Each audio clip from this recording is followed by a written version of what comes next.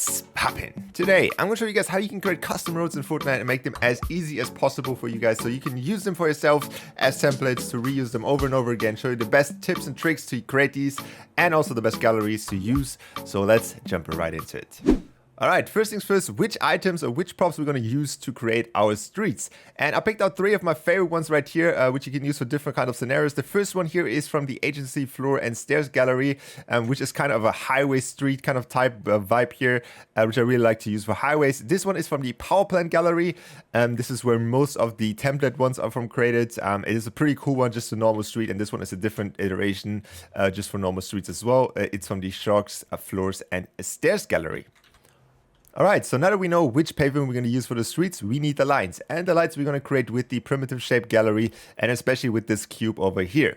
But it's not done by just using this cube. This cube can be transformed into a perfect line, which can be used over and over again very easily. For that, we're going to start out by using the 6-click on the 32 grid snap on the Y-axis. So for that, you're going to go into your settings here and change it to this little setting over here. You're going to scale down the Y-axis on 6 clicks. So you're going to press 1, 2, 3, 4, 5, 6. And now has a perfect size for that. From here on, we're going to have max clicks on a 32 grid snap on the X-axis. So that is basically how long this thing is going to be. And we're just going to do it like that. So we're just going to scale it up as large as possible until it's not going any further. And last but not least, we have the most important one, and that is the Z-axis. This will allow us to fit this perfectly into the ground without having any troubles of having it to no grid snap. So we're just going to do 4 clicks, 1, 2, 3, 4. And it perfectly fits. You can see it's probably a little bit off grid because of the copy and paste thing, but you can see it fits. Now, as you can see, if we put this onto the ground here, you can see it just fits perfectly. There's almost no gap. It just looks like it's painted on the ground. Now that we have our pavement and we have our lines, we can start creating streets, right? That is not completely correct, because we have to use a little trick to make the entire thing a lot easier for us and a lot more time efficient. The thing is that in Fortnite, if we copy and paste more than 2 things, the height of these things are changing. You can see if I copy these and leave them here, and if I place them like that, just normally, you can see that I cannot get on the same grid as these are. You can see I will always have a line if I just use them one by one. Which first of all is a huge time waste to place them all one by one, but if I just copy and paste them, they're now perfectly fit with each other.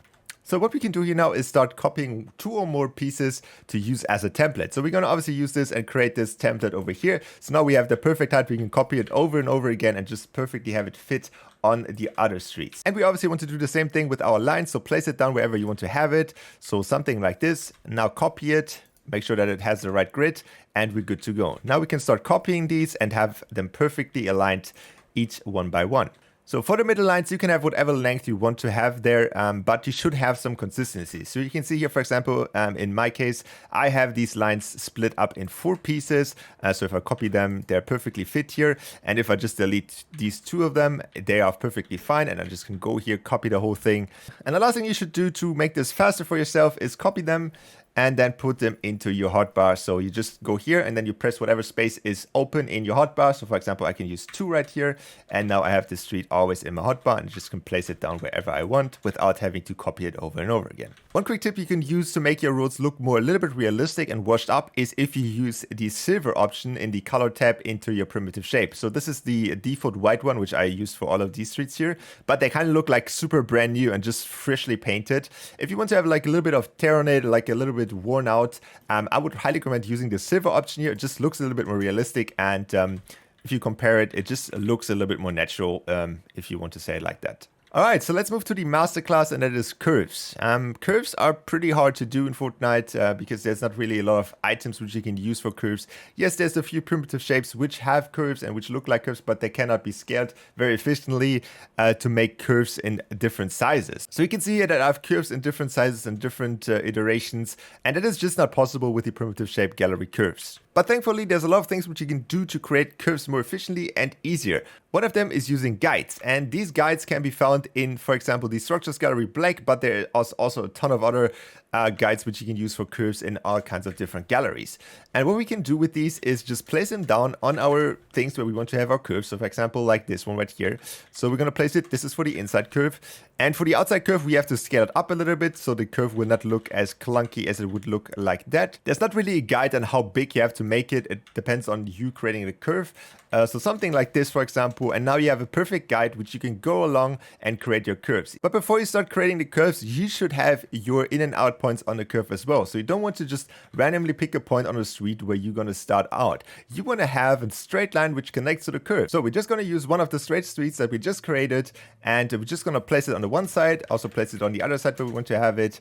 And as you can see, we have a perfect starting point for these inner curves, and we can now start creating. For that, again, we're going to use our thing here, make sure that it has the right size for the curve. So something like this, and then we go in no grid snap and start creating. You don't want to go for perfection the first time. You probably want to go a little bit over. So you just want to get it somewhat right, and then you can start making it perfect after you're done. And after that is done, you can just delete the outer edges here, which we just used to see our in and out lines, and you can just copy and paste the curve over and over again. There's one little thing which is important to curves or street elements which you create with a lot of off-grid items. You can see if we paste our straight line on this, there is a little problem. And that is that the pavement doesn't fit perfectly with our other pavement from that normal one that we just copied. There's a little trick which you can do here. Just copy all of these again and then just place it in 32 grid snap and you're good to go. For the lines here, you can just go here and adjust it a little bit, but that shouldn't be that big of a problem. You should be good to go. It's not that big of a deal, but it's a little bit annoying if you have to deal with that over and over again. Just a quick heads up, if you have something like that happening, just try to readjust it and you should be good to go. Some of you probably asked why we're not using the circle trick on these curves. It would be so much easier. Yes, it would be, but we also had to use smaller lines here. We had to use a little bit more copying pasting, which is just annoying if you want to create stuff like that. So you just have to just be more careful what you copy. It is harder to adjust because you have to adjust a little bit more like smaller things, which could get very messy very easily. And that is just the reason why we're not going to use a circle trick here. Yes, you could use it, and there's probably a way to make this efficiently at some point, but I just don't like to use it. I think it's much easier if you just use bigger lines and just create it yourself than just using a circle trick for each and everything and have like 100 different pieces here which you have to copy. And that wraps it about up for the custom roads. It is very simple to do. All you have to do is keep these two things in mind. Make sure that you're in 32 grid snap and that you at least copy 2 or more items to make sure that you have a consistency in your roads and that you can use everything with everything. So there's like no hard readjustments that you have to do later. Thank you guys for watching. Thank you guys so much for the support on the street template that I'm going to create for you guys. There's still a few things that I have to do here and a few adjustments that I have to make. But I hopefully at some point you will see this in the template section in the Creative Island thing, so you can use it by yourself. And yeah, definitely know what to see next. And I will see you guys in the next one. Bye.